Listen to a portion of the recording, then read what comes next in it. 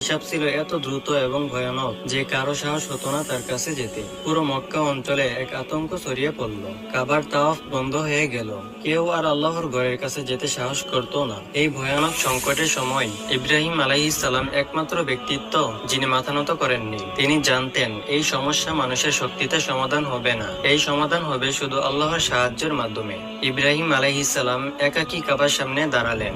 তিনি আল্লাহর কাছে হাত তুললেন এবং কান্না ভেজা কণ্ঠে দোয়া করলেন, হে আমার রব, তুমি তো এই ঘরকে মানব জাতির জন্য বরকতময় করেছো। তুমি তো এই ঘরের রক্ষক। হে আল্লাহ, তুমি আমাদের এই বিপদ থেকে রক্ষা করো। তার দোয়া শেষ হতেই একটি আশ্চর্য ঘটনা ঘটলো। আকাশ থেকে এক প্রবল শব্দে বজ্রপাত হলো। সাথে সাথে সাপটি পাথরের মতো শক্ত হয়ে গেল। সে আর নড়ল না, আর হুমকি দিল না। মানুষ এগিয়ে গিয়ে দেখলো সত্যি সাপটি পাথরে পরিণত হয়েছে। আল্লাহর কুদরত প্রকাশিত হলো। এক মুহূর্তে একটি জীবন্ত সাপকে জমাট পাথরে পরিণত করে দিলেন মহান আল্লাহ।